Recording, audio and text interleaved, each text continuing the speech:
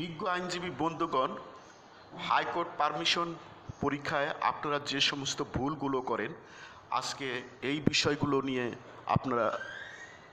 আমি লেকচার সাজিয়েছি। আপনারা মনোযোগ দিয়ে শুনুন এবং আপনারা এই ভুলগুলো যদি পরীক্ষায় না করেন তাহলে আপনারা একবারই হাইকোর্ট পারমিশন পরীক্ষায় পাশ করবেন। আপনারা প্রথম কথা হলো, আপনারা প্রত্যেকটা বড় প্রশ্ন ৩৫ মিনিট করে সময় নেবেন, কিন্তু আপনারা সেটা করেন না। আপনারা প্রথম প্রশ্নটার জন্য অনেকে ১ ঘন্টার সময় নিয়ে ফেলেন, যার ফলে পরে আর ফুল অ্যান্সার করে আসতে পারেন না। আপনারা প্রত্যেকটা প্রশ্ন, বড় প্রশ্ন ৩৫ মিনিট করে দেখবেন, আর প্রত্যেকটা ছোট প্রশ্ন ১০ মিনিট করে দেখবেন, কিন্তু আপনারা সেটা করেন না। আর আরেকটা বিষয় হলো যে অনেক সময় একটা প্রশ্নের ভিতরে ২টা বড় প্রশ্ন থাকে, সেইটার জন্য আপনারা ১ ঘন্টা সময় নেবেন। প্রত্যেকটা প্রশ্ন লেখার জন্য ৩০ মিনিট করে, কিন্তু আপনারা সেটা করেন না। আপনারা দুটাই যখন বড় প্রশ্ন থাকে আপনারা সবচেয়ে কম সময় লেখেন, যার ফলে দুটা প্রশ্নের উত্তর স্ট্যান্ডার্ড হয় না, ড্রাফটিং স্ট্যান্ডার্ড হয় না, যার ফলে এক্সামিনার কম নাম্বার দেয়। আর আরেকটা বিষয়, যে প্রশ্ন উত্তরপত্রে যদি কোনো ভুল থাকে, শব্দ ভুল হয়, সেক্ষেত্রে আপনারা কেটে দিবেন না, কারণ কেটে দিলে এক্সামিনারের চোখটা ওই জায়গায় যেয়ে পড়ে, আর কাটাকাটি অ্যান্সার এক্সামিনার পছন্দ করেন না। অনেক সময় অনিচ্ছাকৃত ২-৩ পৃষ্ঠা বা ১ পৃষ্ঠা ভুল হয়ে যেতে পারে, সেক্ষেত্রে আপনারা লেখা চালিয়ে যাবেন না, এক দাগ দিয়ে কেটে আপনারা ওই পুনরায় আবার সুন্দর করে সঠিকভাবে উত্তর লিখবেন। কখনো ক্রস দিয়ে কাটবেন না, এক দাগ দিয়ে কাটবেন, এতে এক্সামিনার নাম্বার দেয়। আর আরেকটা বিষয়, যে আপনারা আগে যত দেরি হোক, বিশেষ করে পরীক্ষার আগে বাসায় যত দেরি হোক, প্রশ্ন আপনারা বাংলা ভাষায় আগে ভালো বুঝবেন। রবীন্দ্রনাথ ঠাকুরের একটা জীবনী আমি পড়েছিলাম আমার ছেলেবেলা।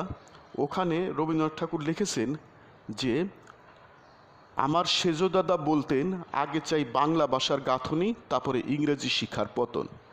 আমার পাড়ার ছেলেরা যখন পড়তো আই অ্যাম আপ, আমি হই উপরে, হি ইজ ডাউন, তিনি হন নিচে, তখন আমার বিদ্যা বিএডি ব্যাট এমএডি ম্যাট পর্যন্ত পৌঁছায় নাই। অথচ আমরা দেখি রবীন্দ্রনাথ ঠাকুর শুধু বাংলা সাহিত্য চর্চা করে সারা পৃথিবীর নামকরা কবি সাহিত্যিক হয়ে গেছেন। সুতরাং কোনো কিছু বুঝতে গেলে আগে মাতৃভাষায় ভালো করে বুঝতে হবে। আর মাতৃভাষায় যদি একটা জিনিস ভালো করে বুঝেন, তাহলে আপনি পড়া থেকে আপনি স্বর্গের সুখ অনুভব করবেন। আর আমাদের দেশে এটা সত্য, আমাদের দেশে অ্যাডভোকেটদের ইংরেজি জানার বিষয়টা হলো মোল্লার দৌর মজিদ পর্যন্ত, যার ফলে ইংরেজিতে বেশিরভাগ লয়াররাই কাঁচা। কিন্তু এক্সামিনার তো সেইটা দেখবে না, এক্সামিনার দেখবে যে আপনি ভালো অ্যান্সার করে আসছেন কিনা। সেক্ষেত্রে প্রশ্নটা আপনাকে অবশ্যই বাংলায় বুঝতে হবে। আর প্রশ্ন বোঝার জন্য আপনারা মাত্র ৫ মিনিট সময় নেবেন, এর বেশি সময় আপনারা নেবেন না। আমরা কখনোই ৫ মিনিটের বেশি সময় নেবেন না। কিন্তু আপনারা, আমি নিজে দেখেছি, আমি হাইকোর্ট পারমিশন পরীক্ষায় একবারে পাশ করেছি, কিন্তু আমি নিজে দেখেছি আমার আশেপাশের লয়াররা ঘন্টার পর ঘন্টা খালি শুধু প্রশ্নই বুঝতেছে, তাদের আর প্রশ্ন বোঝা হয় না। অথচ আমার একটা প্রশ্নের উত্তর 45 মিনিটসে আমি রিড আগে দিয়েছিলাম, ওইটা আমার হয়ে গেছে। অথচ আশেপাশের লয়াররা এই প্রশ্নই বুঝতেছে 1 ঘন্টা পরে। এই ভুলটা আপনারা করেন। আপনারা একটা প্রশ্ন বোঝার জন্য সর্বোচ্চ 5 মিনিট সময় নেবেন, না হলে আপনারা ভালো উত্তর জানা সত্ত্বেও আপনারা ফুল অ্যান্সার করে আসতে পারবেন না। আর আরেকটা বিষয়, যে সেটা হলো যে অনেকেই আপনারা প্রশ্নের উত্তর, answer to the question number, এই লাইনটাও আপনারা ঠিক মতো লিখতে পারেন না। যেমন অনেকেই আপনারা লেখেন যে answer to the question number, ধরেন একটা প্রশ্ন আসছে 1 নাম্বারে আবার এ বি দিয়ে আসছে, অর 2 নাম্বার দিয়ে এ বি দিয়ে আসছে, এইরকম আসছে। তখন আপনি যদি 1 নাম্বার দেন, তাহলে ক্যাপিটাল লেটার লিখবেন বাম পাশের মার্জিন থেকে, answer to the question number 1। যদি এ দেন, এ দিয়ে তারপরে আন্ডারলাইন দিবেন, কিন্তু আপনারা এটা কখনোই মার্জিনে লিখবেন না, তখন একজনের অনেক সময় এই এটা ভালো করে বুঝতে পারে না। আবার বিটা যখন লিখবেন তখন answer to the question number অনের বি, আবার কিন্তু আপনারা সেটা লেখেন না, আপনারা লেখেন answer to the question number one, এটা দেন মার্জিনে, বিটা দেন মার্জিনে। অনেক সময় এ বিটা স্মল লেটারে হওয়ার কারণে এক্সামের ওইটা ভালো করে খেয়াল করেন না। আবার যদি আপনারা 1 নাম্বারের অর দেন তাহলে লিখতে হবে answer to the question number one, তখন আপনাদের answer to the question number ওয়ানের অর যদি যদি যদি অর প্রশ্নটার ভিতরে 2 নাম্বার না থাকে তখন লিখবেন answer to the question number অনের অর এ, এরপরে আন্ডারলাইন। আর যদি আবার লিখবেন answer to the question number অনের অর বি, আন্ডারলাইন। এইভাবে আপনারা উত্তরপত্র লিখবেন। আর কিন্তু আপনারা সেটা লেখেন না, আপনারা ওই এ বি মার্জিন, বাম পাশের মার্জিনে দিয়ে লেখেন, যার ফলে আপনারা নাম্বার অনেক সময় পান না। আরেকটা বিষয় যে আপনারা অনেক সময় অরের পরে কোশ্চেনের নাম্বার দেওয়া থাকে না, সেক্ষেত্রে আপনারা answer to the question number ওয়ানের অর লিখবেন। অর লিখে যদি এ দেন তাহলে এ স্মল হাতের এ দিবেন, তারপর আন্ডারলাইন লিখবেন, অ্যান্সার আবার answer to the question number ওয়ানের অর, তারপরে স্মল লেটারে বি লিখবেন। এইভাবে প্রত্যেকটা প্রশ্নের উত্তর লিখবেন।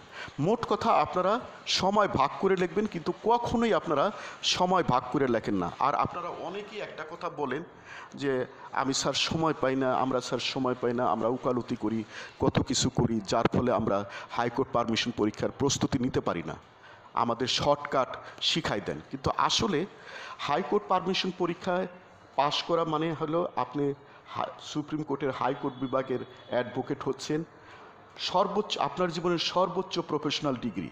আপনি এতে অনেক টাকা পয়সা কামাই করতে পারবেন, সর্বোচ্চ মান সম্মান মর্যাদা আপনি দেশের ভিতরে পাবেন, আর সারা পৃথিবীর মামলা মকদ্দমা আপনি ধরতে পারবেন, ওই দেশে যে মামলা শুনানি করতে পারবেন, এবং এমনকি বাংলাদেশের থেকেও আপনি ভার্চুয়াল কোর্টে ল্যাপটপের মাধ্যমে ওই দেশে শুনানি করতে পারবেন। এছাড়া আপনি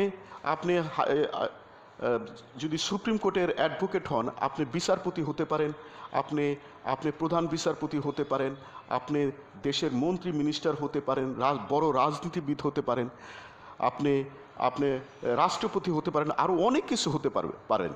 হাইকোর্টের অ্যাডভোকেট থেকেই তো এগুলো হয়। সংসদ সদস্য হতে পারেন, অনেক কিছু হতে পারেন। কিন্তু আপনার যদি এই প্রফেশনাল ডিগ্রিটা না থাকে তখন দেখবেন আপনার বন্ধুরা এই সমস্ত জিনিস অর্জন করেছে, অথচ আপনি পারেন নাই, আপনি শুধু চেয়ে চেয়ে দেখবেন। এই জন্য আপনারা কখনোই এই কথা বলবেন না যে আমার সময় নাই।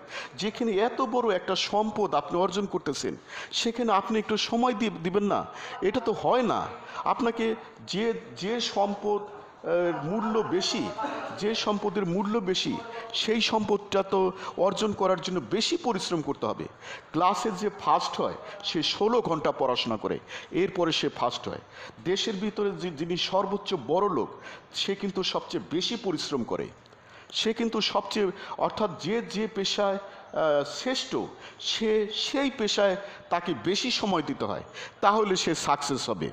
সুতরাং সাকসেস হওয়ার জন্য শর্টকাট কোনো পদ্ধতি নাই, বা শর্টকাট কোনো পদ্ধতি নাই সাকসেস হওয়ার জন্য। বড় সাকসেস হওয়ার জন্য যদি আপনি দেশব্যাপী নাম করা কিছু হতে চান, এই ধরনের সাকসেস হতে চান, অমর হতে চান, তাহলে